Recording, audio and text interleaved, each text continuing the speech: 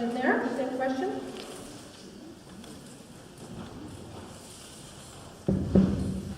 Hello. Yeah. We want, for seniors, we want more housing with accessibility because my father-in-law is wheelchair bound and we were looking for houses for him and we could not find many houses. So I know that so many people in Burquitlam have the same issue and we want more houses with for seniors houses with accessibility and also community centers so that they can go there. Okay, thank you. This is an area that's near and dear to my heart. My mother is living in the same house since 1979, and she's looking at this point saying, how do I stay here? How do I afford to stay? And so we need to look at being more creative, smaller lots, some more single-level homes that are going to suit our seniors as mobility challenges start to arise. We need to get more creative, and we need to ensure that we're informing them of all the opportunities that are available. Property tax deferrals through the provincial government, etc. The things that can help them budget and stay in the homes that they've lived in and loved for so many years. Thank you. It's been pointed out to me that Mr. Mahovlich, I owe you an apology, I have to lump in with the councillors instead of the mayoral. So I'm going to throw the next mayoral question right at you. When will Burquitlam get a new neighborhood plan so that development density around our area will consider the local context rather than be led by developers? I can't quite hear you. When will Burquitlam get a new neighborhood plan so that development density around our area will consider the local context rather than be led by developers? Well, it's already in this city. As a journeyman carpenter and a contractor, I've actually tried to stop a lot of developments by clear cuts in the Burke Mountain area and old-growth trees that have been slaughtered in the city of Burquitlam for monster houses. And I've been in this business a long time, and it's for several years now. This government, this Lusakora Mayor Stewart and the City Council condone the actual destruction of nature. And I would, like, as a person that's been in this business for quite some time, I would make sure that it would stay similar to as it is, and if not, plant more green spaces and more trees, and try and make mid-sized buildings as opposed to monster houses or massive high-rises. That's how the proper way to build is responsible. Thank you. Mr. Segura, would you like to answer the same question? Thank you very much. What's been happening in the city, and that's another reason why I'm running, the developers have run away with the city hall. Whatever the developer wants, that's what the developer gets. I think we need to work with the developers, not to close the doors on them totally, but if they can't provide their services and many other things that they need to provide, then they can't build in our city. And that's the way it is with me. Thank you. Mr. Stewart, would you like to respond? I think absolutely we need to make certain that we are the ones designing the development, that this community is the one that's designing its neighborhood. For example, there was a recent application for a 7-story building. Not a single person that appeared at this public hearing from the neighborhood was in favor of it, and I voted against it. Councillor Sikora voted in favor of it. I understand that pressure comes from development, but I think we need to stand up to that pressure, and we have to say, no, what's best for the neighborhood, not what's best for the developer. Thank you. Going back to Mr. Wilson. Those candidates that are running under a slate or group supported by the federal NDP MP, would you please state what your collective vision is for Burquitlam?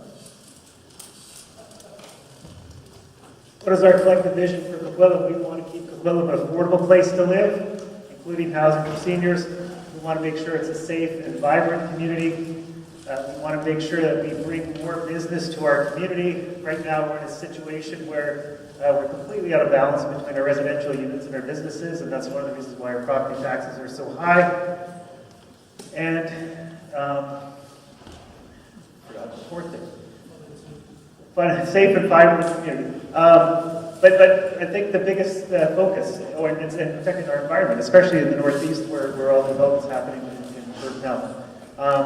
But I think for us the big thing is to have a solid vision for Burquitlam to actually achieve its potential with the Evergreen Line, the upgrades to Highway Number 1, Port Man. It's a once-in-a-lifetime opportunity to make this a great city. Thank you. Mr. Tremblay, would you like to? I do. Just to add to Chris's point, I'm chair of the library board, and we manage the chair and the board manages a multi-million-dollar budget on your behalf. One of the things we did as well, we put processes in place, not only to provide you better service at the library, but also extend longer hours for the public at no cost to you. So the library board, like this team, also believes the library is not just a building, it's a service. City Hall is not just a building, it's a service, and we want to make sure to protect your taxes, and we've got success to prove that. It's your money, it's your taxes. I can't guarantee your own taxes won't change, but we'll get you good value. That's important. Thank you. Mr. Rillo? The current system isn't working. Only 1 out of 5 residents comes out to vote in the municipal election. And why? Because it's difficult. It's hard to know who to vote for. By joining together as a team of 5, we have made it easy for citizens to know that when they vote for us, they're voting for affordability, they're voting for a clean environment, they're voting for fun and safety, and they're also voting for a focus on your local economy with good paying jobs. We've made it easy for you to vote. You know what we stand for. We're the CCA. Thank you. Thank you. Mr. Mahovlich, we get the next question, which is a mayoral question. Do you believe in dedicating all parks in Burquitlam? Do you believe in dedicating all parks in Burquitlam? Yes, 100%. I have to apologize. Too many power tools in the ears. Yes, parks are, I don't think there's enough parks being allocated for protection. And the problem is that people want to develop these green spaces, and we're killing our planet, systematically destroying it. And it's another reason, as a tradesman and someone who's participated in a lot of these unacceptable building practices, irresponsible development is what I call it. It's absolutely criminal. And that is one of the reasons why I'm running for the mayor's office, because I would like to stop it. Or I'd like to be able to build and keep parks surrounding the buildings and trees, and it's going to evaporate if we don't stop it. Thank you. Thank you. Mr. Stewart, would you like to take this one second this time? Sure, absolutely. We have actually created more parks in the last 6 years, and I applaud council. We have created hundreds of acres of parks. We haven't removed a single park. Everyone accuses, Councillor Sikora will say, we have to protect those, they're all going to disappear. Well, we keep expanding the number of parks.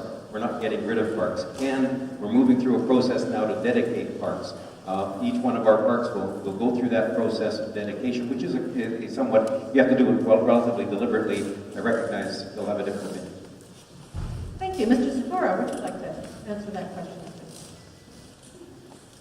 Thank you very much. The mayor missed the vote. He said we create more parks. The question was whether we want the park dedicated. I served a notice motion 4 years ago to get the parks dedicated. It was unanimously voted on. 2 or 3 years later, I've asked the mayor, how come this not come before council for discussion? He says the staff is too busy. Guess what it is? It's before us right now, just before the election. We're going to talk about it a wee bit till after the election, and then whoops, it drops off the cliff.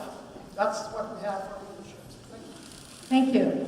This next question will be directed specifically to Justin Kim. Could you please advise your views for future planning of Riverview Hospital lands?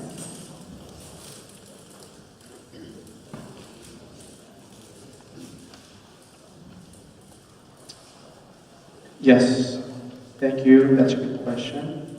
I know the importance of Riverview lands and its great potential for the future.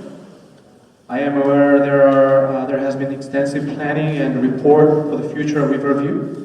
I support the Riverview lands should continue to support for a mental health care facility. I've also heard of an idea of Royal Columbian Hospital, that there has been a plan for its mental health facility as well.